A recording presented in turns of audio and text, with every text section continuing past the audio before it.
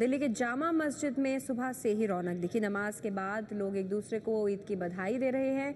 बच्चों में त्योहार का खासा उत्साह नजर आया। ईद यानी आपसी मिलन का त्योहार, लेकिन बच्चों के लिए ये दिन कुछ खास ही होता है क्योंकि उनको मिलते हैं नए नए कपड़े। नए नए कपड़ों में जब वो आते हैं, घरों से बाहर निकलते हैं, और सिर्फ इतना ही नहीं, बड़ों से ईदी भी मिलती है। और जब वो ईदी मिलती है तो उनके चेहरों की खुशी देखने वाली होती है। छोटे छोटे बच्चों को जब ईदी मिलती है, क्योंकि ये दिन खास तौर पर इन बच्चों के लिए काफ़ी खास होता है, क्योंकि इसके जब ईदी के पैसे मिलते हैं, और एक सिर्फ ऐसा नहीं है कि दिन में एक बार, चेहरे की जो खुशी है वो बयां करती है कि आखिर क्यों साल भर इस दिन का इंतजार करते हैं। बहुत सारे बच्चे जो कि सुबह से ही यहाँ पर पहुंचे हुए थे अपने बड़ों के साथ में, और फिलहाल ईदी जब हाथ में आई है तो उसके बाद में यहाँ पर इनकी खुशी का ठिकाना नहीं है। सुबह से ही तैयार होकर आए हैं। आप लोगों ने भी नई ड्रेस वगैरह भी ली ईद के लिए? जी ली है। और अभी कोई कुछ गिफ्ट्स वगैरह भी मिले? अभी तक नहीं, क्योंकि अभी तो आप मस्जिद में ही हो। उसके बाद में घर जाओगे तो फिर अपने फ्रेंड्स के साथ में भी कुछ प्लान है?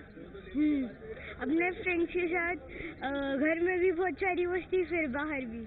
घर में भी मस्ती और बाहर भी। क्या मूवी शूवी भी देखने का आपका प्लान है कि मूवी भी जाना है, घूमने फिरने जाना है? नहीं, अपने पापा और अपने फ्रेंड्स के साथ जाना है घूमने। पापा और फ्रेंड्स के साथ में, और क्योंकि इनके अभिभावक यहाँ पर आए हुए हैं तो बच्चों को मिल रही है ईदी, और एक एक करके जब बच्चों को ईदी मिलती है तो उनकी खुशी समझी जा सकती है। आपको तो इतने पैसे मिल गए, क्या करोगे इनके? कुछ लोग हैं? नए कपड़े लाऊंगा। ओके, और मिठाई लाऊंगा। और आप क्या लोगे? आपके हाथ में भी ईदी जो मिल गई है, कुछ गिफ्ट लाएंगे और झूला झूलने जाएंगे। और अपने फ्रेंड्स के साथ भी आपने कुछ प्लान किया हुआ है कि आप भी उनके घर भी जाना होगा? हाँ, ऐसा प्लान करा था। सब प्लान किया हुआ है आज? तो दिल्ली के जामा मस्जिद में और पूरी दिल्ली में तो ईद धूमधाम से मनाई जा रही है। अब बात करते हैं उत्तर प्रदेश के सहारनपुर की। कर्फ्यू की वजह से सहारनपुर में ईद की रौनक फीकी रही।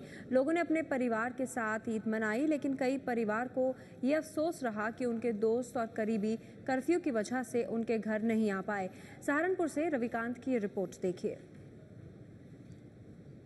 ईद के दिन सुबह से ही सहारनपुर की गलियों और सड़कों का हाल लेने के बाद अब हम एक परिवार में पहुंचे हैं ताकि हमें भी सेवइयां खाने को मिले। यहाँ इस परिवार के लोग एक साथ बैठे हुए हैं।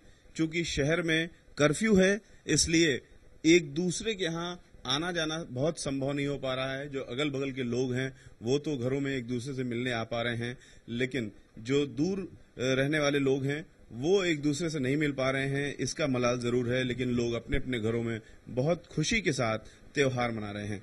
किस तरह से आप लोग त्योहार मना पा रहे हैं आज? ईद तो बिल्कुल फीकी रही, वरना हर साल हमारे बहुत हिंदू साहिबान जो दोस्त हैं वो आते थे मिलने। अब क्योंकि उस एरिया में कर्फ्यू है और इसलिए कोई भी नहीं आ पा रहे। घर में ही हम गली में एक दूसरे से, हमारे वाली साहब हैं, चचा हैं, बस आपस में ही हम मिल पा रहे हैं। आप लोगों ने क्या किया सुबह से?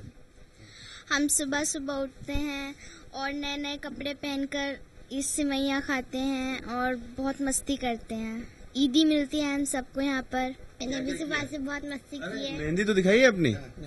ये कब लगाई आपने? ये मैंने कल रात लगाई है। किसने लगाई है मेहंदी? मेरी ट्यूशन टीचर लगाती हैं। क्या किया सुबह से आपने? सुबह से हम बहुत खेले हैं। ट्यूशन टीचर के घर जाके उनके घर पे बहुत ज्यादा खाया भी हमने। सहारनपुर के बिलाल के परिवार में इस साल ईद खुशियां लेकर नहीं आई, क्योंकि बिलाल घायल हो गए थे गोली लगने की वजह से। सहारनपुर के बहुत सारे इलाकों में आज भी कर्फ्यू बरकरार है। 3 से 7 तक कुछ इलाकों में कर्फ्यू में ढील है, लेकिन बावजूद इसके लोग अपने अपने घरों में ईद मना ही रहे हैं। लेकिन जो परिवार दंगे में घायल हुए उनको ईद मनाना भी मयस्सर नहीं है। किसी तरीके से ईद की नमाज अदा हुई है, लेकिन घर में एक तरीके से लोग अपने बच्चों के लिए परेशान हैं। यहाँ बिलाल नाम का 18 साल का ये लड़का है जिसके कंधे में गोली लगी है और अभी तक गोली निकाली नहीं जा सकी है। क्या कह रहे हैं डॉक्टर? डॉक्टर तो अभी कुछ भी नहीं कह रहे हैं। ये कह रहे हैं कि अगर निकालेंगे गोली तो खतरा है जान को। निकली नहीं है, ब्लॉक हो गई नस भी, खून जम गया सारा। अच्छा, हम इतने गरीब आदमी है, कहाँ से इलाज करें, क्या करें। छोटी बहन के लिए यहाँ जा रहा था, ये ईद लेके हमारे यहाँ पे तिवारी जाए तो वहाँ स्टेशन के पास अपने आप ही बस गोली लग गई इसके ये दंगे में। 58 साल के पिता हैं बिलाल के, जिनको फालिज हुआ है और ठीक से चल नहीं पाते हैं।